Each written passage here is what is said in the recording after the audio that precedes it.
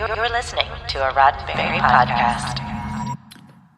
It's been a long road getting from season 1 to 3. It's been a long time paying your Paramount Plus fee. It's 7 p.m. and you're with us, and it must be time for Mission Log Live. I'm John Champion. And I'm Norman Lau. Our time must be finally near. We made it, John. We made it. We made it. Here we are. You and I made it here You together, and I finally. and Holly. Holly made it with us. She's not here, but she made the whole trip with us, and we made it to the end of the final season, or is it, of Star Trek Picard. And it's time for a look back. So, so we have our favorite moments and other favorite moments and not so favorite moments. Sure, fair. And questions. We all have questions. I think it behooves us to have questions. We want to hear them all from you. You know what to do. You click on the Zoom link, over, let's see, my screen's over here. Over here. And then use the one tap from your smartphone or call us at 669-900-6833. And enter the meeting code, and you know what to do. You bribe Earl of the Green Room, and he'll let you in. Right. And speaking of Earl in the Green Room, you and I and Earl in the Green Room only moments ago were entertained by the chat that's already happening in Facebook. Amazing. Yeah. So much fun. I love it. Is it Dave's of Future Past? Dave's of Future Past? Because we had the Paul Fecta. And I love that we have these subgroups within our group. So welcome everybody. David's abound. In fact, a new David that I'm seeing in the chat right now. Glad to see you, new David. I guess other David can still be other David. That's fine. Good to see you, Dave. Good to see you, Brett. Good to see you, Jim. Paul, there's at least one of our Pauls. I know that there are more out there. Alan, good to see you. I expect you'll probably call in at some point tonight. There's Mark, and Mark saying, having Picard every Thursday got to be something to look forward to. Well, just think, Mark, more Star Trek to look forward to starting in a little over a month. So, hang with us. We're going to take a break, but then we'll be back for Strange New Worlds, and that comes up. There's Tate. There's the other Paul. There's Heather, part of our Mission Log team. Glad to see you. And she says, I'm enjoying our Strange New Worlds rewatch discussions leading up to season 2. We will also talk about that in our mid-show break tonight, because that is very cool. Do not miss that. There's Brandon. Who else we got? Norm. Carlos. We have Matthew. Carrie from Chicago, my old hometown. Nice to see you. And Paul with a hello, Norm and John. So hello to Paul. us. Yeah, hello to us. Nice. So glad to see you all here. And yes, we are waiting for all of you to line up in the Earl Green Room to share your thoughts with us. And why don't we check in about what's happening this week on Mission Log? I'll take the first part. Our coverage of Voyager continues Thursday with Blood Fever. It's the one where spring is definitely in the air, especially if you're a Vulcan going through Ponfar and accidentally share a telepathic mating ritual with a certain half Klingon. Now, Norman, you and Charlene and Earl are cooking up something for Mission Log Prodigy. You want to give us just a little teaser? We don't give it all away, but you got something happening. Okay, so just a small spoiler. So you're right. Char and Earl and I will be recording our next episode for Star Trek Prodigy very soon. And we'll be reviewing these 5-inch figures. You may have heard about them before. Action figures for the first wave of Star Trek Prodigy toys. So make sure that you check us out. We're going to have live unboxings, and we're going to do that tomorrow. And you'll be able to find that. And also all of our shows, including Mission Log the Orville, on podcasts.roddenberry.com. Those are the audio versions, but we also have very specific video versions. And you can find those at youtube.com/Roddenberry Entertainment. So make sure that you like, click, share, and subscribe to those. And believe me, you do not want to miss the video version of the unboxing, because that's where all the magic happens. It may sound good on the radio. It's going to look way better on the video. That's what's happening. So make sure you stay in touch with all of our podcasts at podcasts.roddenberry.com. All right. Nice. Yeah. Already people saying there's Heather. I want Murph. And I think that is a common refrain that we'll be hearing from a lot of our listeners and a lot of other Prodigy fans. By the way, I am so glad that we already have so many people lined up in the chat. But let me tell you, before we even get to our first callers, Earl says it's a virtual Hollywood Squares in the Earl Green Room right now. And all of you who have not called in yet, please do call in. We'll zip through as many as we can. We get emails and texts from friends of the show who maybe can't join us live, can't call in for whatever reason. And I wanted to share this one from a big friend of the show, Scott Palm. And this is his question to everybody in our audience. He says, we almost heard Captain Seven's catchphrase. So you're a starship captain. What would be your phrase? And Scott says, mine would be, let's go. I could do a better reading of that. Let's go. Something dramatic, right? So that is his question to our audience, and I expect to see some good answers in the chat tonight as we talk, and we'll check in from time to time with those just for you, Scott. I almost felt like that was too much pressure on Seven, like right there. Like, But look, she has like the knowledge of the universe in her head. You would think that like she's heard all the that she, among all people, will be able to come up with a great one just immediately. I think she's thought about it. Maybe. I'd feel the pressure. I'd be like, there it is. And warp speed. There it is. Which, by the way, I think is really funny at the end of the teaser for Strange New World Season 2. I do like Spock's hesitation there. Earl already chiming in. Earl's got it down. Floor it. That's it. There you go. Yeah. So nobody else can have that. Although Paul close with a step on it. So I think that's really, really good. Dave Takechi with proceed or comply. I think that would be a good 7-1 for sure. I think if BC says Alamarine at any time, he probably already has. I can't see the YouTube chat tonight. He probably already has about 3 times. He's no longer welcome. with that kind of business. No, we love you, BC. Plain, simple BC. All right. I love you. All right. Cool. Well, I tell you what, man, I don't know if you want to start with a note. I've got notes. You've got notes, stuff that we've carried over from the last 10 episodes that we've been watching all along. Should we do that, or should we just go right to our first caller? I do love reading our notes, and maybe we can find a place to read these notes sometime elsewhere for content. You know what I'm talking about. I know what you're talking about. Yeah. So I don't know. I think we should maybe jump into some callers. Maybe they may have similar notes that they want to share, and we can just kind of build on top of that.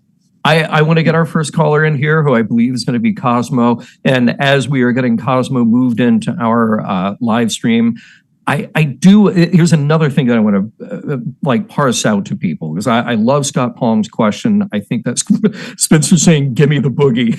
That's his. And then that's great. I love that. But I do want to ask as well, ask of you and ask of our listeners, I want you to think about what are the highlights, but what also do you feel are weak points in the show? Not because we're here to pick things apart in any sort of negative critical way, but that is what we're doing kind of from this top down view tonight, is we get to look back at all 10 episodes and say, all right, what do we make of it all?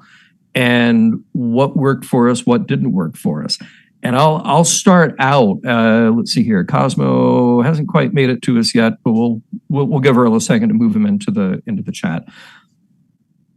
I don't know if you had the same experience that I did, but very often we're working on regular mission log.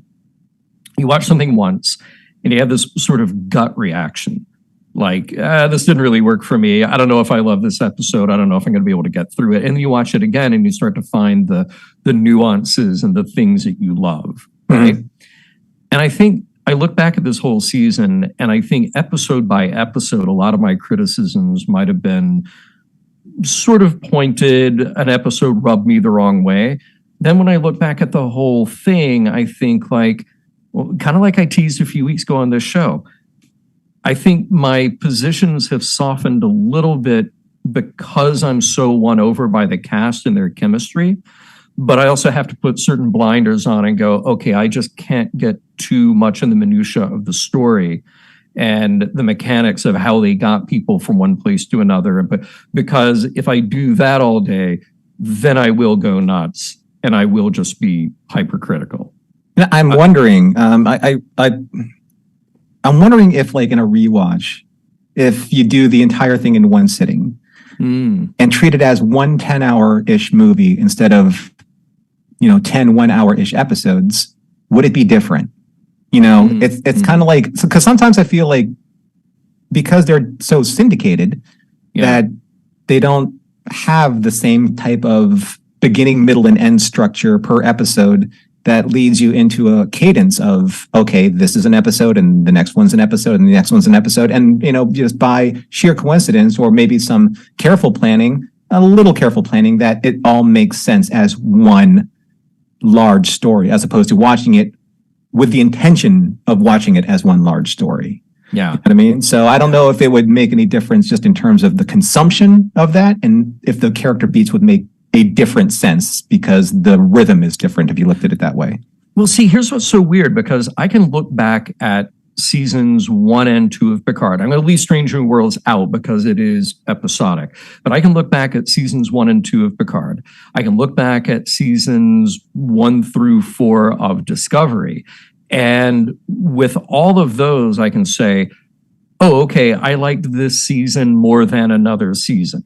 Comparatively, Discovery season 4, I liked better than 3, 2, I liked better than 1, or whatever, But with Picard right now with season 3, I can tell you for a fact, like episodes 3, 4, 5, I think are still my favorite out of the season. And like specifically those episodes. And I feel like we kind of hit the skids when we got to 6, 7. We started to pick up again, and I feel like 9 and 10 had a good deal of payoff. But I'm actually looking at that series a little more that way than I did with others. So yeah, it's been an interesting journey this season. Maybe because we were paying attention to certain things, because it felt like the stakes were higher for the beginning, because we knew this was the end. Yeah, and that's an interesting way of looking at it, like having this the kind of like the stigma on top of the series. Like you're waiting, maybe because we were anticipating this being the end, we're expecting the payoffs or every episode to be bigger, larger, like more complex, and it's not that they weren't, it's just maybe some people may had some preconceived notions about what they were supposed to see. Tate makes up a really good point in chat. It reminds me of watching a 10-parter classic Doctor Who. It's kind of like watching the Key to Time series. Each individual, segment is a great episode on its own, but also has this great overarching story arc. And I think that's maybe what was missing a little bit in the balance of not just this season, but maybe kind of like these newer seasons where you don't have like great individual singular episodes as in concert with one great singular storyline at the same time. I think Strange New Worlds may have gotten closest to that. And it'll be interesting to see, if they're going to continue with that, format moving forward. But I think, well, actually, I want to know what other people think. What I think. But by the way, I love Carlos in the chat. He says, will the new series be Finding Laris? I hope so. Too soon, Carlos. Too soon. Yeah, I hope so too. Yeah. All right. Well, let's go to our first caller. Sorry about the delay there, but Cosmo, welcome to the show. Glad to have you with us. What's on your mind? Good evening, gentlemen. Yeah, for me, the emotional character beats made up for any of the plot problems I had, and there was no singular moment that was a deal breaker for me. Like, I look back to season 2 of Picard. I hated the scene where Rafi and Seven are pinned down by the 30 Special Ops Borg with laser rifles, and they charge across an open field with a couple of shivs, and somehow they survive. There was nothing like that in this season that made me really throw up my hand. I know some people that are going to be on after me really didn't like it, but for me, the character stuff was enough to get me through it. Looking back at the season, Vadic really didn't work for me, and it was kind of disappointing how after she was killed, it turns out essentially just a pawn of the Borg, and so that was kind of disappointing. And I think Jean-Luc was probably my least favorite of the main cast this season. He was fine. He was more active than he has been in the previous 2 seasons, but still, I enjoyed all the other people, like Worf, Riker, Beverly, Geordi. I enjoyed their moments a lot more than the majority of the Picard stuff. I had a note here, Worf living his best post-Next Generation life and Deep Space Nine life, to be honest with you. I thought Worf was pitch perfect in this series. Absolutely, absolute perfection. And Riker right up there with him. Yeah. And to hear Frakes talk about before the season how he was nervous to get his acting shoes back on, he was the MVP for me. He was fantastic. And they pulled off Data, at least for me. I was nervous about the whole lore thing, and I didn't know what to expect. And I really enjoyed Spiner, and I think they did it. It was genuinely a new take on Data, and it wasn't. I didn't enjoy Generations Data and some of the movie Data with the emotion chip, and this was a nice balance, and I enjoyed the heck out of them. And it was, once Geordi got over being grumpy, I enjoyed Geordi's presence. That first episode, I didn't really vibe with him, but he had to have like a mini arc there. Yeah, we had to give Geordi a mini arc. Let me ask you something about Data, though, because this is a perfect segue for an email that I got from a friend of the show, Adam, who is in the UK. Can't join us most of the time live because it is late or very early, depending on how you look at it, where he is. But he sent this great email with a lot of notes, and no way I can get to all of them tonight. But one of those he brought up was about Data. And he said, season 3's biggest issue for me are its clashes with the first 2 seasons of this show. Picard letting Data go in season 1 was one of the most powerful moments I've experienced with Trek. But look out, he's back and in a new body again. It's great to see an emotive Data in a fully realized human-type body, but it completely undercuts what happened at the end of season 1. I get where he's coming from, and I guess it depends on who you are, how much you decide to sort of turn off that part of your brain that says, all of these things need to line up for me. Because that is certainly something that Star Trek fans do. They want things to be consistent in that universe. But then does it undercut, as he says, when, you can bring Spock back once, but once we do that, then you can bring anybody back any number of times, especially the android. Or the robot. I love that. That look on his face when she said it. It's so great. What do you think, Cosmo? For somebody who really dislikes season 1 and 2 of Picard, I did find that Data moment at the end very touching and meaningful. And same thing with the Q thing. And now Q's not dead either. So season 3 undid 2 things, the most significant things from season 1 and 2. Yeah. I love Delancey. So in the grand scheme of things, I don't mind it, I guess, but it is very strange to have them just say, I didn't like that, I'm going to undo it. But see, that's where I totally get that. I mean, because if things didn't sit well with you, you just go like, I'm going to undo it. But there are so many arguments in Star Trek fandom that go along the lines of how dare they do this thing because they established in this footnote 30 years ago that we can't do that. And, so much digital ink will be spilled over that one thing. But then it comes to something pretty big, like a huge character arc, a huge character moment twice. And we just go like, I'm good. I'm good to forget that. I'm good to not have to feel like I have to connect the dots there. It's emotionally difficult to reconcile goodbyes, when you're so emotionally invested in the moment when it really connects with you.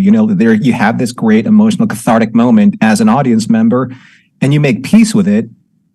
And then, not shortly after does that wound get reopened again, only to be asked to try and make peace with it again.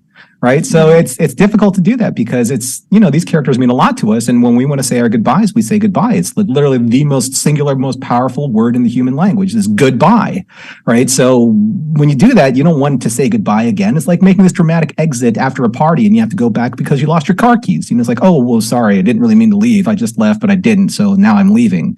Right. You just lose all the emotional impact of that. And I think it's difficult to see that happen, and especially with quote unquote the goodbye season, right? So that's like I said, it was worth it to see Geordi and Data reunite and get the goodbye, and then they were fabulous. And because other than O'Brien and Bashir, I think that's one of the strongest friendships in Trek. And so that was great for me. And one last thought, because I know there's a lot of callers.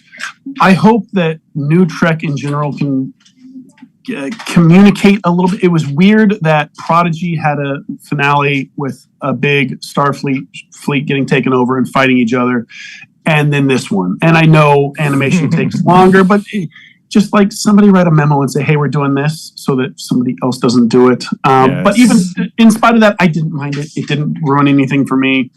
And I just want to give everybody props for keeping the secrets. I was blindsided by Ro, and I was pleased by Shelby. And so congrats to everybody who was in production and kept the secrets and kept the leaks from happening, because those surprises were really nice. Yeah, agreed. Thank you, Cosmo. Love the comments. Good to see you guys. And we'll see you again soon. Hey, we've got Rand standing by, who we'll get to very, very quickly, but I wanted to share this comment from the chat. I love what Brett says here. I'm still disappointed that they didn't give us anything better than Jack is Picard's son.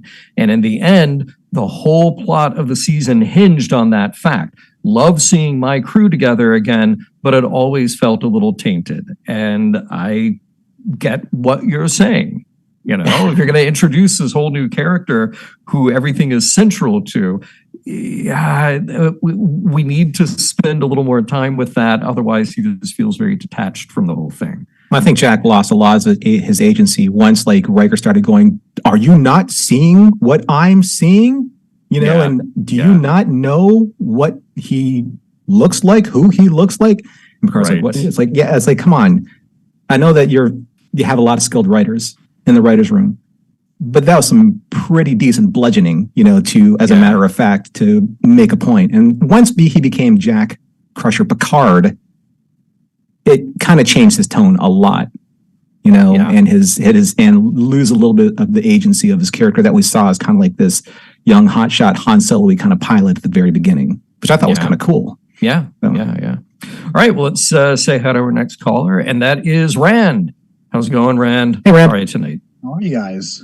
Yeah, good to see you. Good. It's funny, the other day in Discord, I loved you had that dramatic lighting, and you looked, we were all going around naming, it was like, the judges from the Krypton. Or the head from Quark, if you remember that show. Guilty. Good to see you tonight. I'm changing up the lighting here a little bit. What's on your mind, man? Well, I just wanted to echo off a little bit what you were just talking about, the saying goodbyes to characters and everything. And for me, going into this, if it had ended with Picard's death, I would have been really pissed off. Only because I've seen that story. I've seen the ending of that story a million times, where we pull a beloved franchise, out of the mothballs. We see this character back, and then we're like, we don't know what to do with him. He doesn't want to do this role anymore, so let's kill him. Yeah. And I have to reconcile that and be sad and think about that every time I watch any of the old stuff again. I'm like, I know they've got a better way to end Picard's story than just saying, you know what?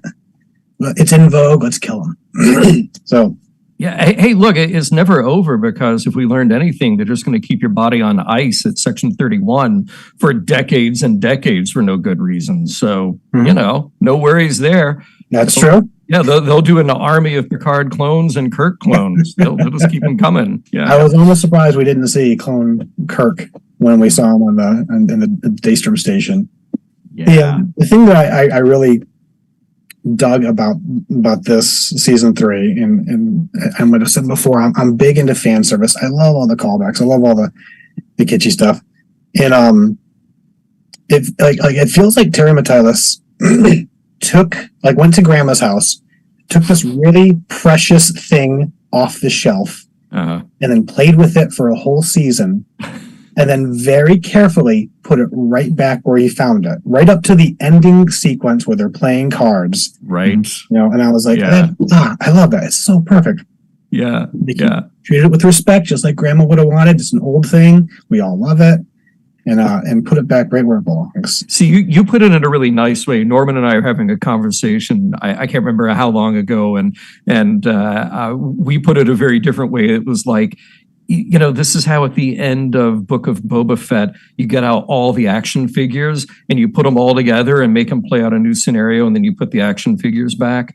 You know, but that's it. Yours is a little more poetic. Rand never specifically said what was on Grandma's mantle. That's true. That's true. You just have to treat it with care. It's the Star Trek collector plates. We know. Yeah. Oh, for sure. Yeah. On the Tom doilies. Harris one in there too. Yeah, specifically. Yeah. Rand, any other thoughts tonight before we say hi to our next caller? Yeah, just one quick wrap up, as I know this has been a perpetual topic of conversation, is we're seeing the Borg again. And I think I would have really loved it if that big red herring they threw out was actually true and we got to see Moriarty as the villain. It would have been so cool. And I was slightly disappointed to see what it was reduced to, but take the good with the bad. Hey, you are not alone. There are people in the chat saying they want more Moriartys. So yeah, you were definitely not alone. I was a little surprised, a little chagrined that they went with more Borg. And it's kind of funny because, you know, Norm and I, having done all of DS9, having gotten into 3 seasons of Voyager, and we just now are getting this little tease of the Borg, and suddenly it's new again, and suddenly it's different again. And it feels like a very weird reaction to have compared to just all the Borg we've gotten in the last seasons of Picard, you know? Yeah. All right, Rand, take care. Good to hear from you. Thanks for your time. Thanks, See you Rand. next time. Bye. All right, and let's jump right over to Tim. How is it going tonight, Tim? Good to see you. John, Norman, it's great to Tim. be back here on Hey. Mission Log Live, a Roddenberry Star Trek podcast. We're Thank you. very Great. happy to Wow. have you. Thanks for that branding. You Yeah, got that's a job, perfect. man. Love You it. got it. It shouldn't fall on you guys to rep the brand yourselves, so let us take some of the Thank burden you. off your backs. Appreciate that. Thank you. Yeah. I'm What's on losing your my mind, voice tonight. I apologize. My voice is failing me. But I wanted to ask what you think of the legacy of the show is going to be as a 3-season series. And I know that most shows have 1 or 2 seasons that are generally considered to be skippable, right? Notorious for being not the best seasons. But I suspect there will be many people for whom a series rewatch of Picard will just be season 3. And that will likely be the case for me. But then I look back and I think, well, we liked Laris. We liked Rios. There was some fun action. There was that time Brent Spiner hit Patrick Stewart with a car. There was a folder with Project Khan written on it. Remember that? And we all got chills. Couldn't sleep for weeks. Right. So is the legacy of this series destined to just be season 3? Or, I mean, you guys are going to have to rewatch this in a few years. How do you feel about the series as a 3-season whole? Yeah, Norman, you go first. Thank you, John. This is like ordering at a restaurant. It's like, are you ready? Not ready. 5 more minutes. No, you go first. Good go. I think I'm going to try and say this probably as delicately as I can. I think that this series legacy is going to be what it needs to be for the people that need it to be that. You know, that's the only way that Star Trek really works, in my opinion, anymore, because there's so much content. So that if people loved, say, the Quat Malat, you know, and all of the Romulan content that was going on in Picard season 1, and then, you know, of course, like Soji and Elnor, you know, and these were great characters that were being developed over time. Raffi and Seven's relationship, Rios, you know, the La Serena, the ship, and their new home, a la like the Firefly crew. There was a lot of really good content that was happening. And I think it's unfortunate that it wasn't carried off into season 3. I mean, some points where I can't be unfair and say nothing was referenced, but not in the respect that it pulls all 3 seasons together. So I think that there will be pockets of our audience and our fandom that I think will actually say, you know what? No, Picard for me is seasons 1 and 2. because there is one thing that I think that the fandom in general, the Star Trek fandom in general, and most tentpole fandoms have this mentality of, we believe everyone has seen all of it the way that I have. And that's patently untrue, because there are new generations being born every year that are getting into Star Trek right now, like in their younger years, teens, like younger adults or teens into Prodigy, or even younger adults into their adulthood now in these last 4 or 5 years of Star Trek. And that's the only Star Trek they know. And that's the only Star Trek they ever want to know, because that's meaningful for them. So if it's meaningful for them, that's the Star Trek for them. And I think that that's the only way to really rationalize that moving forward. If that's said. And I'll also have the shrimp. And right. a little bit of extra cocktail sauce. Right. Now I'm done with my order. I'm done with my order. Okay, nicely done. Yes, I agree with you, Norman. And I think Star Trek falls into these unfair popular opinions where it's like, okay, the first season of Next Gen really sucks. And the second season, you can skip it because we can't remember who Pulaski is. But they really hit their stride in 3. Or same thing has been said of Voyager. And I'm like, no. There are so many good things to be found in those seasons. And if you really want to pay attention to the characters and this journey that they're on, you owe it to yourself to see them all and to see the way they grow and the way the show changes, So I don't want to be unfair and say to anyone, yeah, you can just skip the first 2 seasons of Picard, because as Norm just pointed out, there's so much that's good there. But it comes down to, I think, a really important thing. And to me, it leaves a huge gaping question about the point of season 3 of Picard.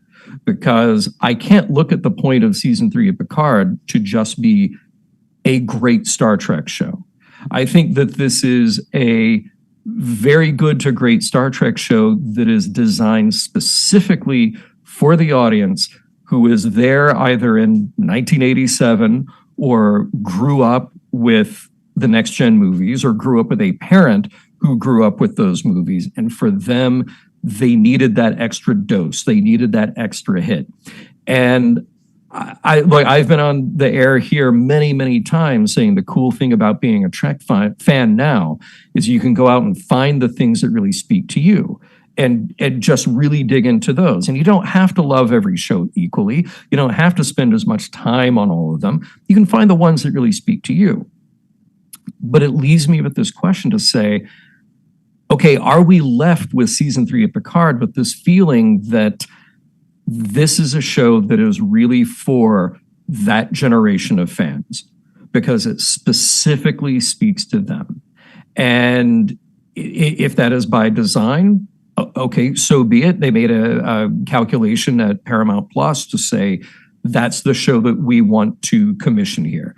We want a show that it absolutely reaches out to them and grabs the heartstrings of them. And we're just not that worried about an audience of, 22-year-olds who are not already Next Gen fans for whatever reason. We don't really care if that's not your show. So if by design, this is the way to give a pat on the back to those fans who have been around for 30 plus years, cool. They did a nice job. They did a nice job with that. I don't know if I quite got the same feels that I got at the end of Star Trek 6 when you see the signatures come up on screen, and that just like it's just a punch in the heart. That's a high bar to me. That's a very high bar to me. But I guarantee you there are people in our audience tonight who saw the Enterprise D and felt it exactly the same way that I did watching Star Trek 6. So it is a little weird to look at it this way and go like, okay, I'm not really talking about the story. I'm just talking about the context of how and when this was made for this group of fans that really touched. I don't want to take that away from people, but it is an odd way to look at this series. Yeah. Yeah. What do you think, Tim? Well, I think the Terry Matalas did a very interesting thing in that he took time to include unnecessary callbacks to seasons 1 and 2. Certainly, he could have found a way to weave this plot without referencing Picard ever having a robot body. Certainly, there is a moment when Data comes back into the conference room and the crew is reassembled, and Picard takes a moment to ask Data, your other self asked asked us to let him die. Are you cool with us, having done that and still having resurrected you? A reference to season 1 that was wholly unnecessary, but for all of us who went through the entire series, who were all thinking that, wait a second, Data wanted to die and now he's resurrected. A single line of dialogue, a single exchange he included to ensure that there was at least some continuity there, respecting those who may have really been invested in what happened in season 1 and season 2. So, this was very much a season at the end of the day. And, I'm somebody who was a kid when The Next Generation aired. To me, this was about getting the cast back around that poker table and undoing some of the damage. I would call it damage of the TNG films. And so for me, I will be eternally grateful for that. Will I ever watch season 1 and 2 again? Maybe, but for me, that emotional impact of Picard showing the deck of cards and knowing they're going back around the table when the camera shot is the same, and I'm taken back to that feeling. And the overhead shot. Yep. And that spectacular ending of All Good Things is now restored. And for me, I will forever be grateful. And that's all I really needed at the end of this series. So that's where I stand on it. Tim, I'm going to let you in a little secret because I'm the biggest hypocrite in the world. That today I had lunch with a friend who is a Next Gen fan, hasn't watched any of the new Star Trek shows, and he was asking me about Picard and telling me how big a fan he is of Next Gen. But he's finishing watching that with his son, and he wants to know what to do next. I'm like, oh, just watch season 3 of Picard. but here's the thing. I mostly said that out of respect for his time. But I think realistically, I love the idea of doing this side story with Picard and figuring out who he is 30 years later before getting back to his found family. I hate that we have now missed. I mean, again, we said it earlier, too bad about Laris. I hate that we're missing those components because those are important and valid as well. But I like that we got to take those stories and take the time to incorporate Seven and Raffi and make them have meaning before we got to season 3. So ideally, I want them all to be there on the table. But season 3 is unique, and it is unique by design, Yeah, if there was a phase season, say like if Picard was season 4, this was season 4, and they phased out certain characters from 3 to 4 with a logical progression of phasing them out, I think that would have been less abrupt. It's just the abruptness of it. And, we're all realists. I mean, we all understand how the business works, and, they have a finite amount of budget. And if you're going to go for a budget like they did for this particular season, you're going for your top shelf budget items, right? You're looking for the Next Generation 7 and the special effects for the ships. And if they could include a couple of other characters, that's great. But they didn't have it they really needed to have the transitional season, and I think that would have really brought a very strong 4 seasons to round out the Picard storyline. It's just, I think that they just either ran out of time or money or both, to do that. But if they could have done it, I think that was probably a good logical progression of being able to give both sides of the audience what they wanted. Yeah. Tim, thank you so much. I love your contributions to our show, and I hope we see you again soon, okay?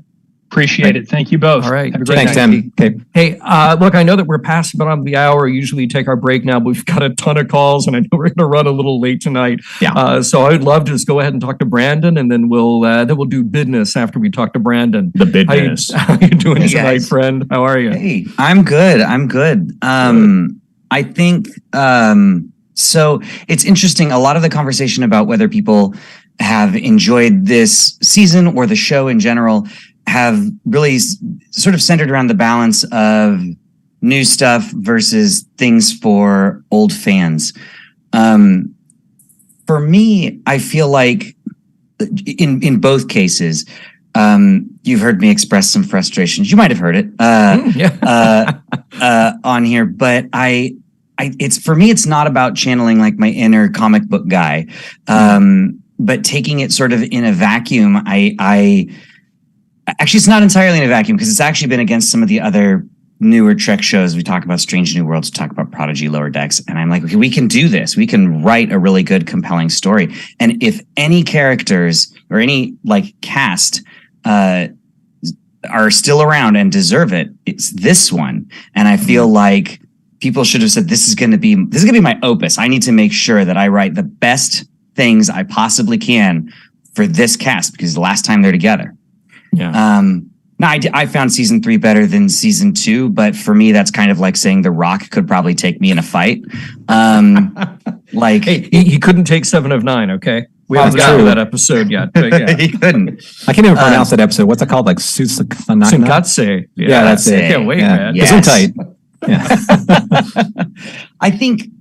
I think this season had some good moments and some good spectacles, but like my grievance with it has been that often felt like that was all that they really cared about. The writers cared about was the moments and the spectacles, regardless of the sacrifice. And it was so point to point that sometimes I felt like I was on a shuttle bus, just to get to the next piece. Well, Jack needs to be with the Borg Queen, so he's going to do this now.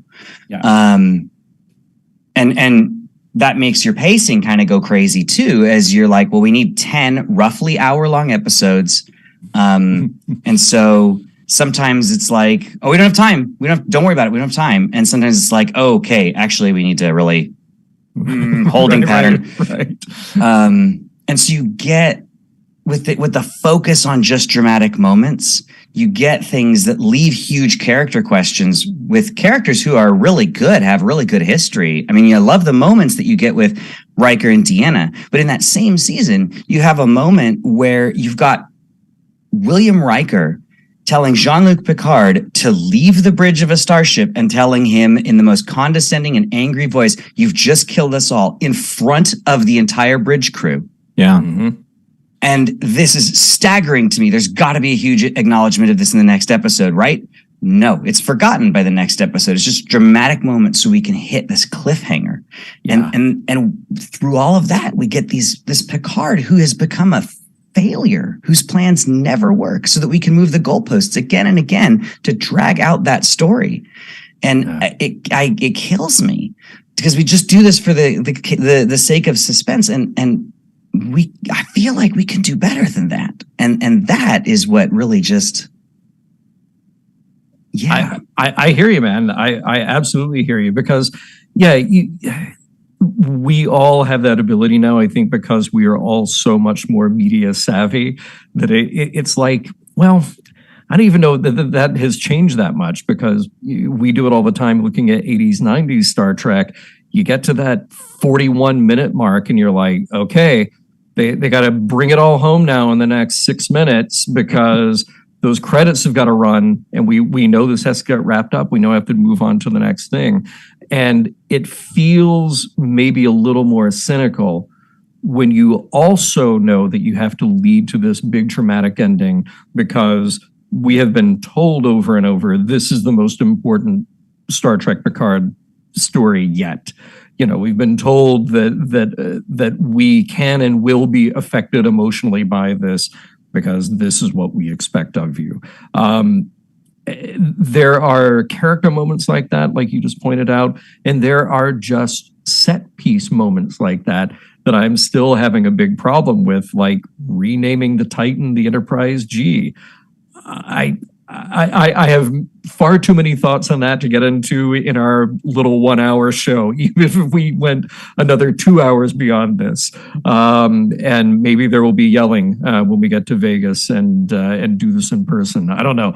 But yeah, I know what you're saying. And I didn't, Norm, do you feel the same way? Because I do, but at the same time, though, I think I really do want to bring back the discussion of why do they have to be 10 1 hour long episodes in these seasons, right? Because it's like watching the director's cut, like I should say like the non-director's cut of a movie, we all have seen theatrical releases of movies where whip cuts and jump cuts just make no sense from, scene to scene. There's a scene, like one of my favorite movies of all time is James Cameron's director's cut of The Abyss. There's literally a scene where one of the characters, Ed Harris, has no blue dye on his hand, and in the next scene, there's blue dye on his hand. And there's a specific reason why.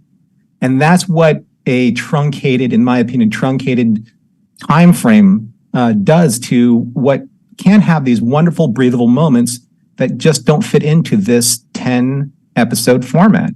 So you're taking a 22 episode season filled with the amount of characters, that are requisite for a 22 episode season. And then the networks are like, let's cut this down to 10 hours. Okay. Mm-hmm. So remember that scene that Picard and Riker, they went off into their room and they kind of apologized to each other because, Riker was like really dressing him down and shouldn't have done that. Is that important? Well, not really, because the other scene's important. And the other scene after that's more important. So let's cut that one out. Maybe we'll talk about it later. And we don't. So that's what this feels like. These series now feel like these very chopped down versions of a far longer series that we're used to having. And I think it's kind of like, now it's like, imagine today's movies are like, or I should say today's series are like Star Trek 2, very explosive, and you have these great dramatic moments, and you have all of these very pivotal scenes versus, say, Star Trek the motion picture or the motionless picture. That's like the 90s storytelling versus today, right? You have long, wonderful, sometimes tedious, but gets to a great ending story, and then you have 3 explosive moments or 4 explosive moments that really make you say, wow, that was worth seeing. I should see that again. I think that's what's happening today. 22 episodes versus 10 episodes. And you lose a lot of the nuance, in the Lost in the translation. That's the way I see it. So yeah. I mean, I think if you hear the interviews from some showrunners who have made shows for Netflix or made shows for HBO or made them for both, I've heard some interviews where they've said I went to HBO and HBO said 10 1-hour episodes. That's what you need to give me. And Netflix said, how many episodes do you need? And I don't know, how long should they be? You want this one to be a half an hour and that one's 90 minutes? I don't care. Whatever. We're dropping the whole thing all at once. Right. Right. So yeah. Brandon, we got to move on. Absolutely. We can absolutely do this all night, and I hope we get another chance to talk about this because the ideas are flowing. All right, good to see you, my friend. And, thanks, guys. Have a good one. Yeah, you too. We will come Brandon. right back to our next caller in just a few seconds, but Norman and I would be remiss if we didn't remind you about patreon.com/missionlog because we tend to spend a lot of our time in the Mission Log Discord. It is a fantastic alternative to the noise of social media with honestly a bunch of fans like you're hearing tonight, people who just want to geek out and talk about the nuance and depth of Trek, in addition to a lot of other fandoms, as well as food and travel and conventions and all kinds of things, in what I would say is a much more sophisticated, thoughtful way to chat than, your average social media platform like a Facebook or a Twitter. Who needs that, right? Come on. Even though we're broadcasting right now on all of the above. But so you know what to do. Join us at patreon.com/missionlog. That will give you your key to our Discord. Norman, any highlights? What's going on? I know we got always weekly live chats there, live video happening there. Well, one of the things I am really disappointed in right now is, and I said this in our Picard spoilers section, I'm really sad that Picard's over because our discussion is going to ramp down. And that discussion for Star Trek Picard Season 3 is some of the best content that we've had so far in Discord. Yes. The amount of pros and cons, the amount of discussion, the respectfulness, hearing all sides, having a lot of fun. That's what this is all about. And you can do that in a space that respects that, and encourages that.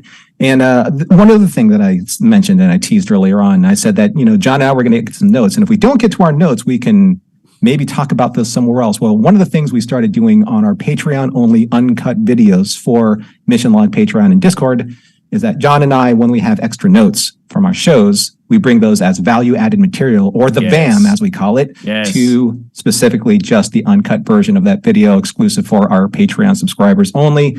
So if we don't get to notes here, we might bring them up in another conversation in our live conversation on the uncut videos. There we go. Patreon.com/Mission Log. We still have a bunch of callers to get to. We are going to run long tonight, and we will try not to overstay our welcome too much. But let's go to Alan. And Alan, what is on your mind tonight, my friend? Gentlemen, just happy to be with you guys tonight. Recapping, I would say a very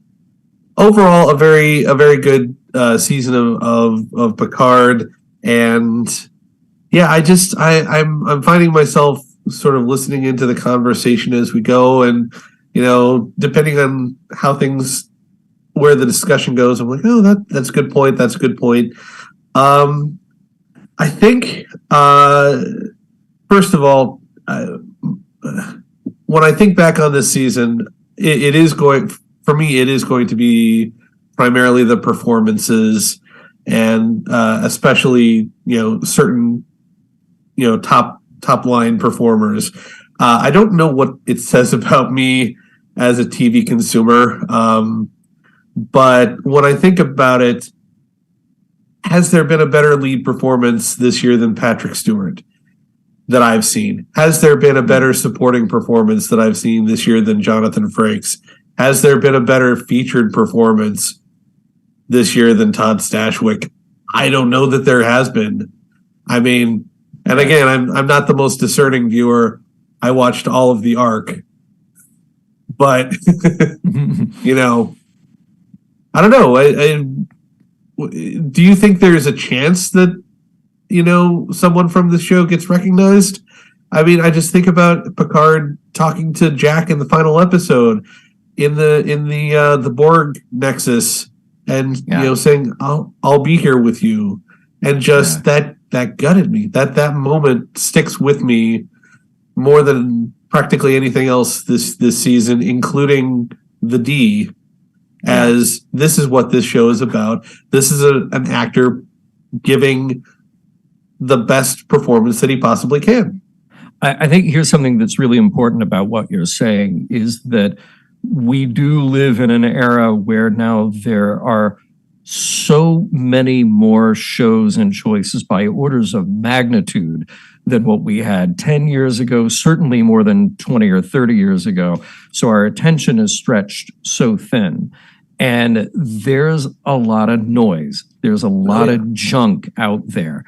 And there are a lot of shows and a lot of franchises that I gotten sucked into where I've lost my interest because they fail to have that emotional hook for me to be a part of. Now, I come to this one predisposed because I was already a fan of Next Gen and already a fan of these characters. But what you're describing is the thing that will stick with you. The thing is that emotional connection, what you got, that is different from all the other noise, all the other media choices that were out there that didn't resonate with you.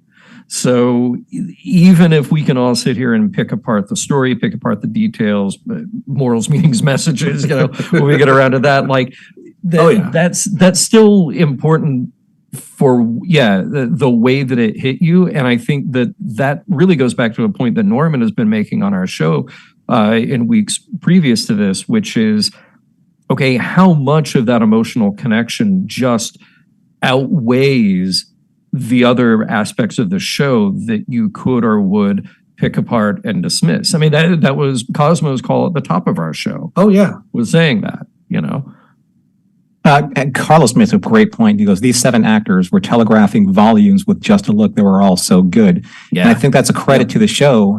But at the same time, though, I think that it doesn't give us more than those characters were, right? They're great. It's kind of like you can't go above redlining or else there's just going to be a systems failure, right? Mm. And I'm not saying that Patrick Stewart wasn't good. He was great. I think I hate to say that it's like, everyone deserves a trophy for trying, but the only real award that anyone should get from these shows are the emotions that are locked inside that they pull out from you, right? Everyone's going to connect to a certain scene or point differently. I mean, I started bawling, right? As soon as they walked onto the bridge of the D, bawling, right? And it's because the music swelled, and it was just like, and I wasn't emotional because of what I saw. I was emotional thinking about how they felt. Right? That's why I was emotional, because I just couldn't get into their headspace. Like, how are they going to just get through this? What are they feeling at this time? How many of those 30 plus years of memories are flooding back all in an instant just from seeing that carpet again? You know, it's amazing, right? And maybe that's good enough, right? Maybe. I would Possibly. like to see the show and a lot of these actors nominated for something anywhere, just because, look, Todd Stashwick has flown under the radar for entirely too long. I'm so glad that he gets the prominence and the recognition from this show. Frakes sells himself short as an actor, and I think look, whatever award we can give him as an actor and or director, let's do it. And Sir Patrick is an institution, you know. So yes, I feel like and not to mention production design and so many other aspects of the show that are really firing on all cylinders. So I would hate to see Star Trek overlooked yet again. Yeah. Every now and then it picks up, you know, a hair and makeup award or something like that. But Nebula.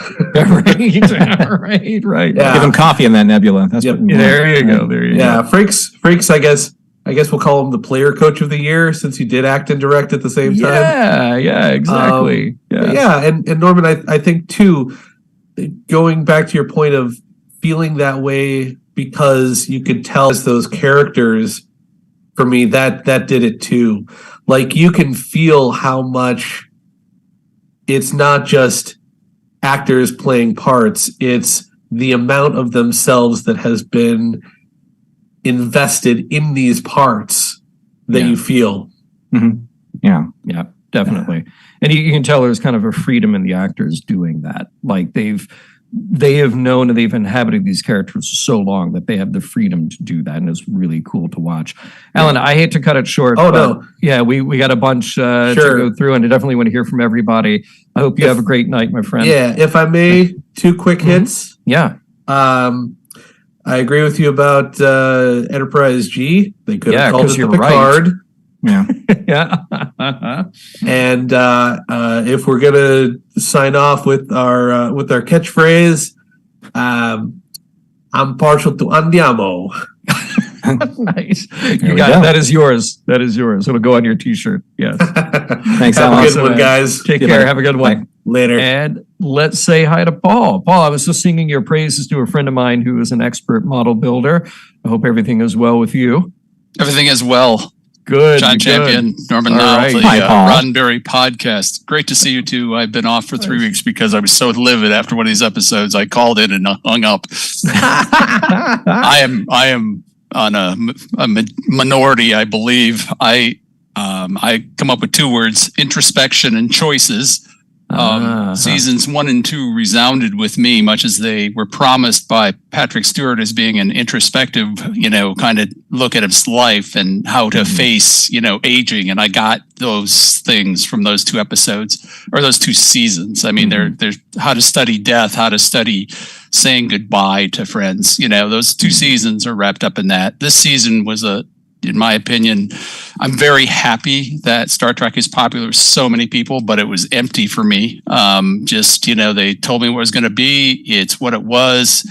And I had 2 emotional strong points. One was when Tavine was evaporated by Vatic. I literally broke into tears, and they had this character they developed and then just eliminated her in a dreadful way. Yeah. And then when Shaw died, I literally was screaming at the television. The rest of it, I've just watched it for the second time. I get nothing. I said goodbye to these characters a while ago. Yeah. And this is just an extended goodbye. And I think this would have been well placed about 10 years ago as a 3-hour movie. Either, the movie they should have made to make everybody happy, But we didn't have it then. And so where we got to live it was with the 4 movies we got in Star Trek The Experience. And I had that opportunity to say goodbye there. So this was sort of, not necessarily something I'm going to rewatch right away, other than for some of the special features. I'll buy it. I'll support Star Trek. But yeah, I think there's a little bit of hubris in Mr. Metalis, in all the things he did that offended the hell out of me. He ignored the first 2 seasons, except where convenient. He took the liberty of renaming the Titan, which I think really just torqued me. And then as the ultimate slap in the face after we've said goodbye to Q, he said, no, I'm going to bring him back. And I'm like, what kind of ego does it take to do that? And I understand how people talk about how great he is and that kind of thing. And he must have got support from everybody involved. But that's where I feel. I'm a 1 and 2 fan, as I support this. And we actually, own costumes from 2 of those seasons. So, not my favorite, but I wanted to get my word in here on, I've dodged the last 3 weeks. So, man. Well, look, I can't wait to have the extended version of this conversation in Vegas. Yeah. We're going to that pizza place, Paul. You and John and I, we're going to get some slices. Yeah, we're going to go. For sure. And I just had to let it out there that, there are people who aren't embracing this as the greatest thing ever. I think it's a revisit of, old ideas that I said goodbye to 15 years ago and didn't really need to see it. So 10 years ago, the actors would have been, a little younger. It's a hard sell for somebody my age in retirement to know that somebody 10 years older than me is running around saving the galaxy. I'm saying that as a realist, and I'll end with this: morals, meanings, messages. I got something out of season 1. We let a friend go and we helped him. Season 2, we said goodbye to somebody else who was affecting our lives. And unfortunately, on this season, and these are going to sound dreadful, but here's what I got. I have a second captain in the Star Trek community is an absent father, right? Yeah. The other 2 things that happened is basically you're watching this genocide helped by mankind for the Borg and these changelings who we helped create and modify. And I find both of those things incredibly disturbing and nothing to be cheering about. So there we go. We'll look forward to Vegas. Live long and prosper. Hey, no, we're going to bring the Mission Log soapbox just for you. I love it. But here's why I'm so interested in your take on this, Paul, because you're hitting points that I keep kicking around in my head, and you're doing it in this very impassioned way. And you are also a fan from way back. You were a fan of Star Trek for many, many years, and you are ideally, in the eyes of Terry and Paramount Plus and the marketers therein, you're ideally that audience who goes, oh yes, they made a Next Generation farewell just for me to correct all the wrongs and fix all the slights in the past. And you're saying like, no, I already did that. I did, even if they were imperfect, I did that back then. And I think it's really important to hear that opinion right now. Particularly at the cost of 3 new characters that you spent a lot of time developing. Yes. When they, I tell you, I literally couldn't call. I couldn't talk to whoever in Holly because I was going to go nuts and I didn't want to do that in live TV. This was impassioned enough, but I encourage people to join Patreon, come to Vegas, find the trio of us, and we'll be discussing this. Yeah. I mean, it's clear, Paul. It's like, you can hear the emotion in your voice, and I applaud you. For saying what you said. You have as much as every caller or anyone who chimes in chat has the right to say theirs, you have the right to say yours. And I want to say this, and I will put this on the record, because this is something that I actually put in my notes. Criticism isn't hate. Yeah, absolutely. Okay?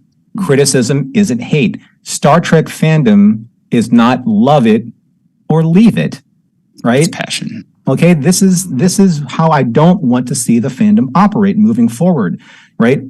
Valid, thoughtful, and well-crafted criticism is not shorthand for being a hater. Yeah. Right? Star Trek is not a sacred cow. Right? Yeah. And one of Star Trek's greatest tenets is infinite diversity in infinite combinations.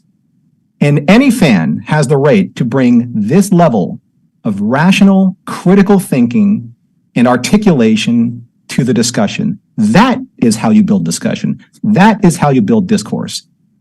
And this is how we encourage that. And I think that Paul, you being able to do that is the right step forward.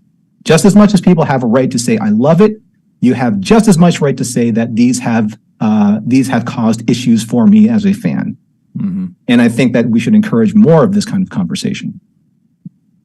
Paul, Thank you you were for that. you were getting a lot of bravos in the chat. People saying this is the kind of discourse that we are here for.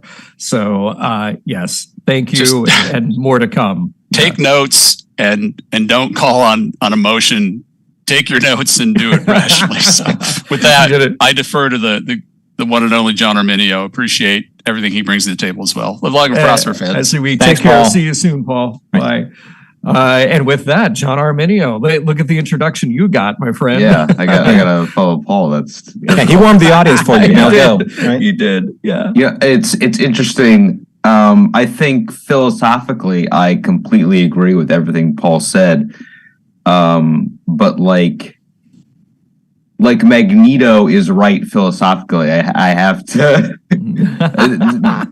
temper the vehemence of it. Like I can't escape the fact that I just didn't enjoy the first 2 seasons of Picard, and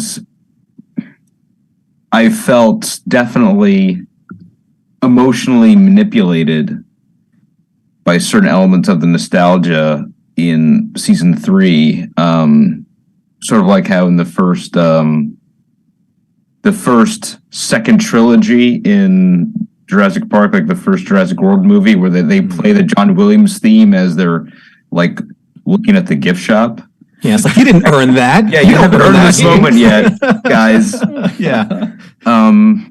But I think like a lot of people, I was won over by so many of the performances, and like I mentioned last week, the father-son reconnection that I found so personally affecting.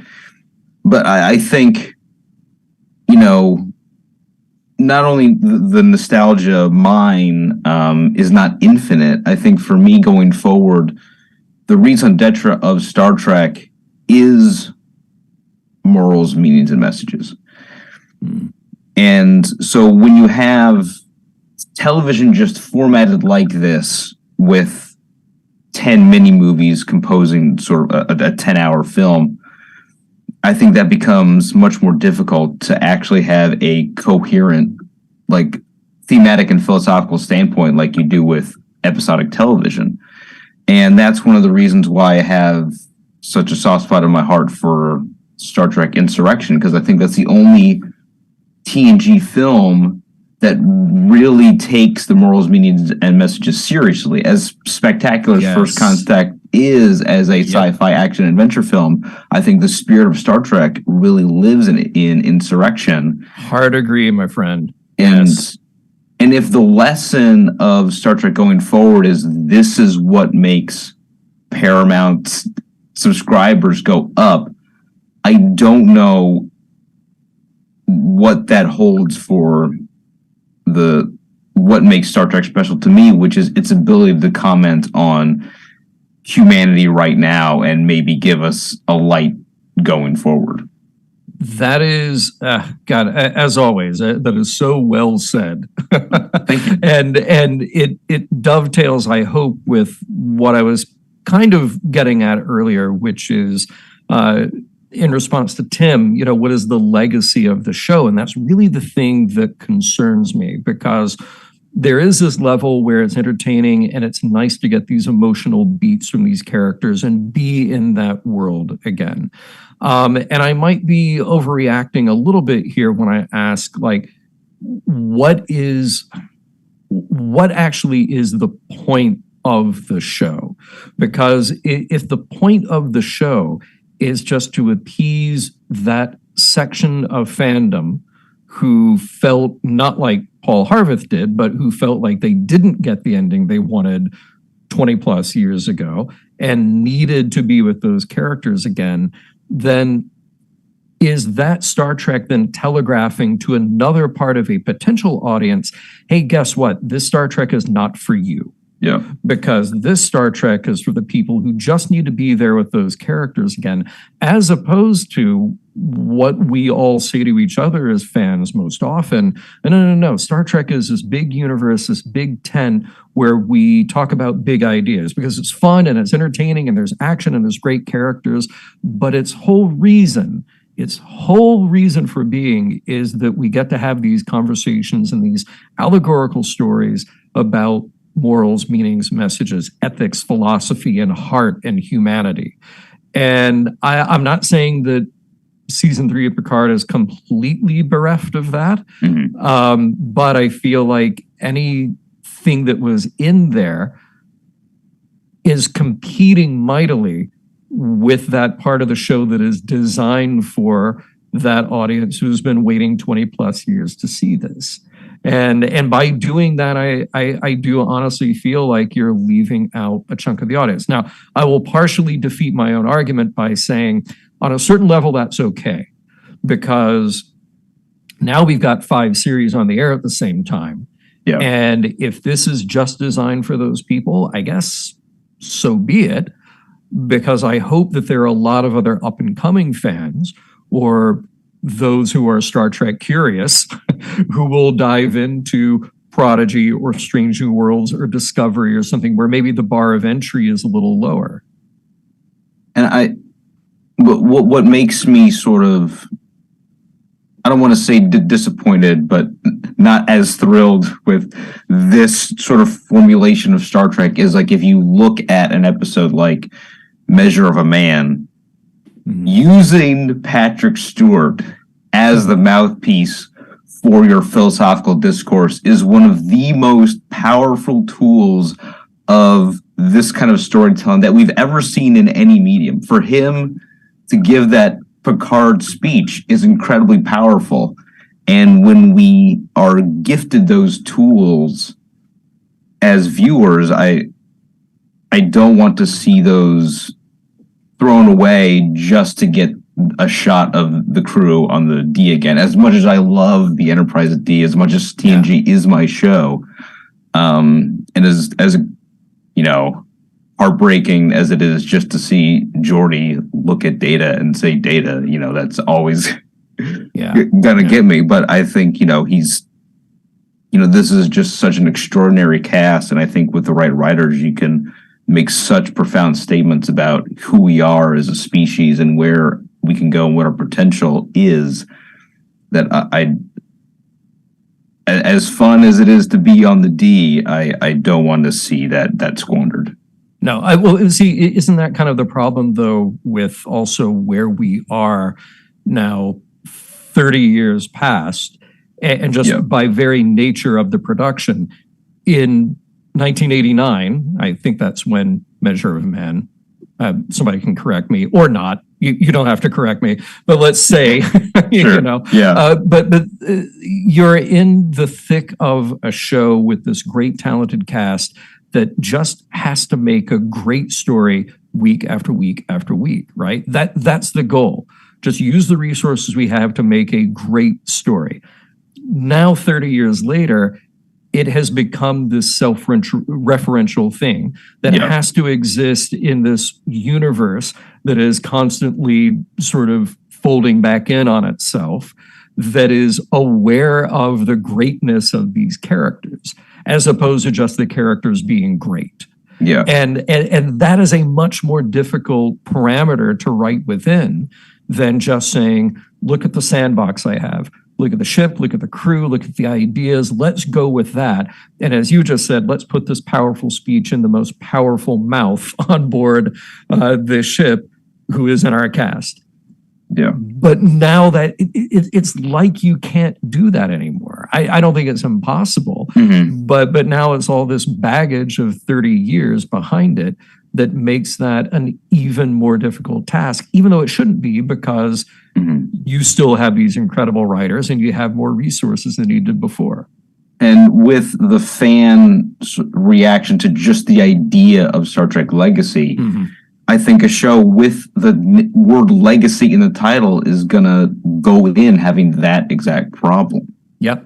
It sets the expectations a little too askew, right? Yeah. Because you're expecting callbacks as opposed to like newer and fresher and untried material, right? But that's the big balancing act. Actually, one of our Discord subscribers, Pax Federatica, he has put this eloquently on our boards. He says we're in a very precocious situation here with streaming networks, and they're looking at the formula to be able to maintain and boost subscriptions. And if that formula is callbacks to nostalgia, then look who's doing it best. Star Trek's doing it best, and right now Star Wars is doing it best with Mandalorian, with Book of Boba Fett, and now they're even kind of like nostalgia, leaning towards the next new couple seasons, like Ahsoka, and leaning on Rebels. And I mean, it's like there comes a point where the new material is just becoming, a little bit more finely tuned as some type of delivery system for the nostalgia. And I'm not sure if it is organically happening that way or formulaically happening that way, because again, the number one thing is protect the subs or grow them. It's either you're going to grow laterally or you're going to grow forward, but you can't retreat on subs. So I hate to say it that way, but that is, kind of like the numbers game that's happening. And it's unfortunate that, our content is going to be directly affected by that, because then it doesn't allow our content to be developed in the best possible manner. Look, I don't want to rain on anybody's parade, but I'm about to, and we can take this up at another time. Sure. But for all the cries for a Star Trek Legacy, I want to say, look, you got it. You got Star Trek Legacy. It's called Season 3 of Star Trek Picard. So let's, we can be done with that now. I think Jerry Ryan is amazing, and 7 of 9 is such a cool character. And if we get even a couple episode miniseries out of that story, cool. I'm down for that. But I think there are also other great stories to be told. In the thread, I think it was Paul, one of our Pauls, saying Star Trek needs an Enterprise. And somebody else responded to it and say, yeah, they got it. It's called Strange New Worlds, so, so we can keep expanding this universe, and not just do the same thing and tip the hat to nostalgia each time. John, we got 2 more calls tonight to round out. We're already running a bit late. Do you have a parting thought, or shall we carry this on? No, I've said my piece. Thank you so much. You guys are great. Thank you. Hey, thanks, John. Fabulous to see you. Till next time. And our penultimate caller, Shuri, welcome from the Bridge to the Enterprise. Ooh, that made John too. That made John Arminio the anti-penultimate. Thank you, Holly. It did. Yes. And then now Shuri is the penultimate. Yeah. Shuri, what is on your mind tonight? I will say that even though I had a great time watching this season, I do think a lot of the criticisms about it are completely legitimate. I just, as you could tell from my background, really really love certain parts of Star Trek, and sure, I'm happy with them. Also, I really do feel like for the individual characters, this season was very good. I liked the development of the majority of the individual characters. I thought was a great evolution of their character, and I don't really have any complaints of individual character, but I agree with a lot of the other criticisms that for Star Trek as a whole, and like the morals and the meanings and stuff, didn't really move anything forward. Like I agree with what Rand said, but like you guys, I kind of feel a different way about it. Like you just took Star Trek, you took those action figures, and then you played with them, and then you put them back exactly where they were. And it's like I said, the individual characters, actually, they had character growth, and I really appreciated that, and I really liked that. But the Star Trek as a whole, it didn't push forward anything about Star Trek as a whole. And my concern with that is they'll see how popular the season was with a lot of the fans, and then they'll be like, well, that's what they want, and they won't take any risks, particularly with the canceling of Discovery. I'm really worried because Discovery isn't perfect, but at the same time, I really loved all the risks that Discovery took. And I feel like when they did work, they really worked well, and it was amazing. But I think that a lot of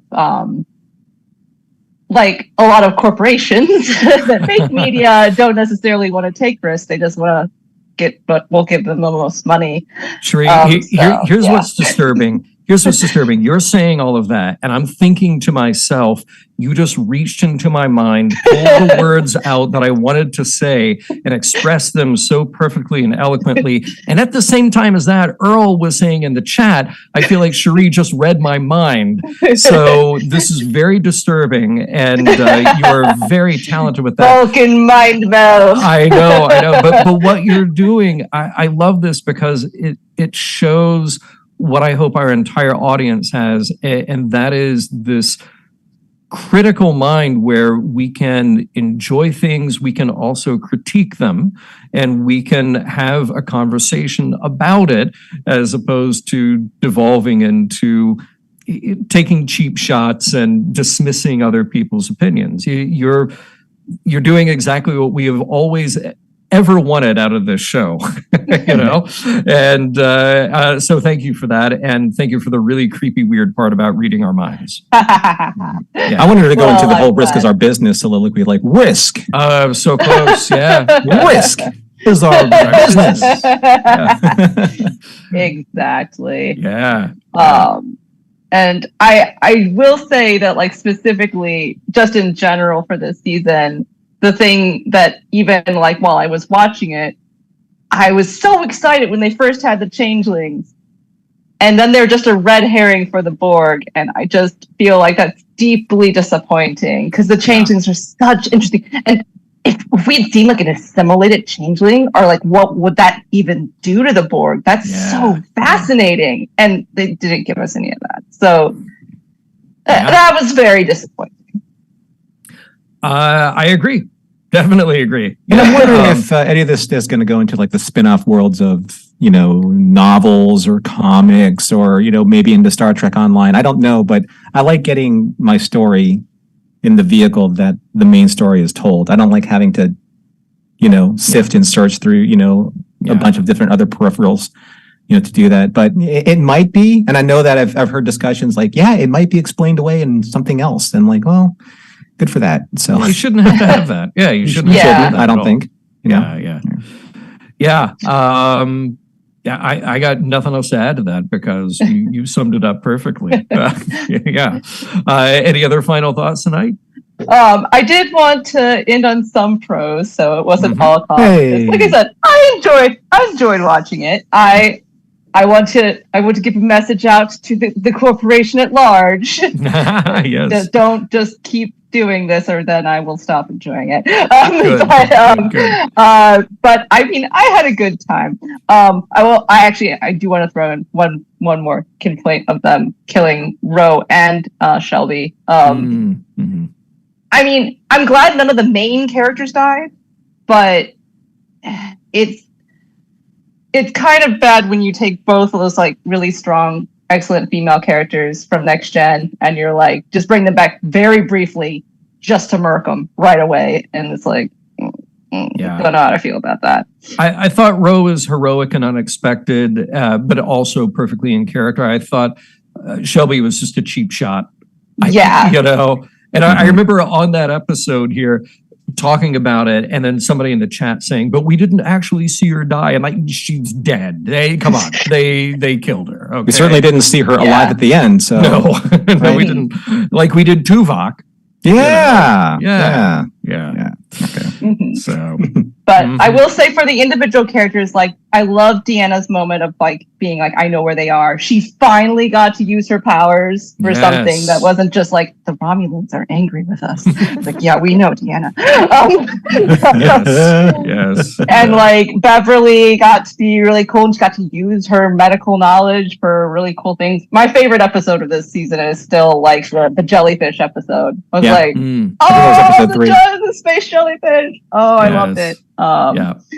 So I loved that those characters got such great individual moments. But yeah, it's disappointing that it didn't push the series forward more as a whole. Like I actually really liked the Jurati Borg from the end of season 2. I liked that, like, we could maybe let the Borg become part of the Federation. We could maybe like find some sort of compromise, because that's actually supposed to be like, it's not supposed to be about war and destroying your enemies. That's never what Star Trek's been about. It's about finding a way to, understand other life forms. And so it's really disappointing to me that none of New Trek seems to be very good at tying itself together with previous seasons. They're like, oh, well, let's just forget about everything. Like Shaw even basically says that in one of his speeches. And it's like, that's really disappointing because, the first 2 seasons of Picard have their faults and I didn't love them. But at the same time, the point of writing a story is maybe to improve on those ideas, not to just completely forget them and pretend they never happened. Right. Fair to say. Agreed. Mm-hmm. All right, Sheree, can't wait till we get to do this again. So thank you for your call and have a great night. We'll move on to our final caller tonight and wrap this thing up so we can let poor Earl go into post-production and finish this thing. All right. So welcome to the show. Our last caller tonight. Lou, how are you doing tonight? Hey, Lou. Lou is muted. Lou, please turn on your microphone. Please turn on your mic. Why do they do that? There you are. It's a great intro. Now I got to start over again. Or not. Yeah, what's on your mind? Well, I thank you for going in the tradition of the NHL playoffs. We're going into mission log overtime. So yeah, we are. I appreciate that. Is it sudden death like next joke or next point wins? Like I don't know. As long as it's a good one, yeah. Well, I mean, some of the readers or listeners may not know this, and it's been a while since I spoke to you, John. And I think since we last met, I got my first paid gig as a stand-up. And I say this to say this: my biggest fear is following a comedian who does the same jokes as I do, and I have nothing to say. So I've listened to about 7 or 8 callers making point after point that I had written down on my notes. So I've been sweating up a story here, trying to think of something else that I can add. They're that good. Next time, get in the mid show, and it'll all be good. You got to find the sweet spot in the middle. That's why guys like the back cleanup and not at the end of the lineup. I will say, I don't remember who said what, but as an actor of, shall we say, a certain age, I'm very encouraged to see, shall we say, seasoned citizens lighting up the screen. I'm a big fan of shows like Grace and Frankie, where you have 60 and 70-year-olds who can still contribute, which is what I tell my agent every day. Not that I'm bitter. But I don't think that maybe Picard, but I don't think that Riker or Troy or Worf or Geordi should be into forced retirement just because they have seen X amount of voyages around the sun. So I would not.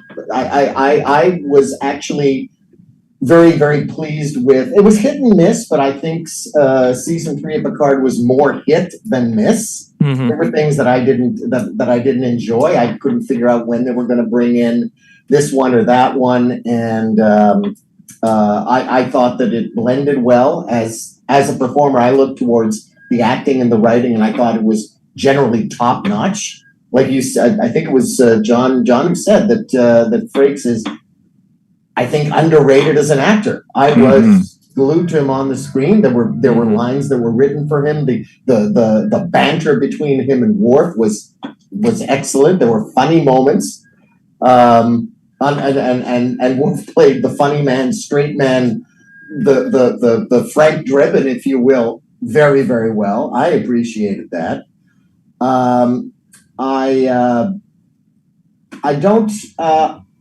I was torn as to whether they were going to let Seven introduce a catchphrase. I guess it could leave us wanting more and wanting to fill in that gap. But it was very calculated to make us wonder what would happen if there is now a series with Captain Seven of the USS Enterprise. And you know what? There are all kinds of calculated moves to spin off a series or make a sequel.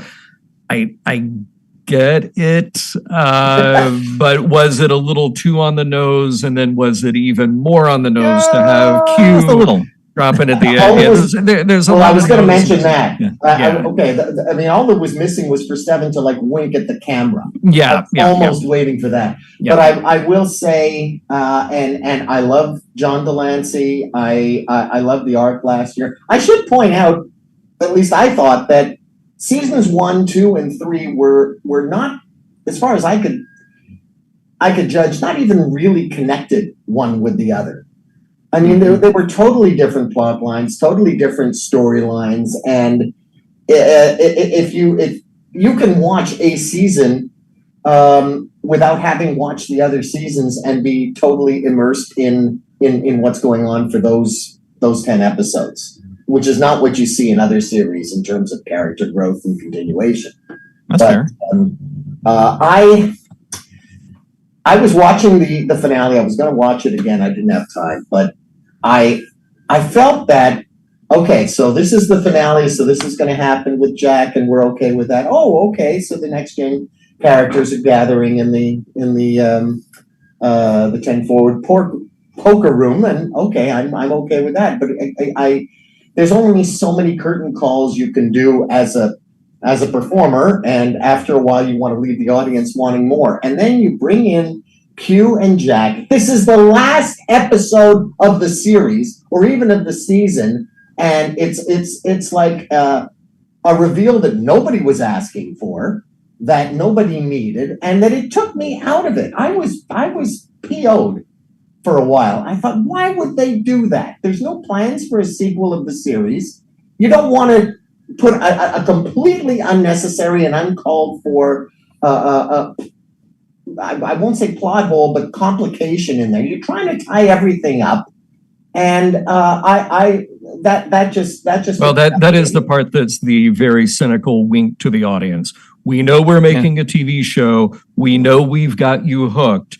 So use your imagination. It's also kind of like the open door that will never close. Everyone's waiting for it to happen, and it may never. And it's I understand it. It's an interesting beat to leave on, and like I think I even said this in my wrap up. Like I love John Delancey as Q. I do. He's great. Yeah, I just don't think that I loved how they ended the series with John Delancey as Q.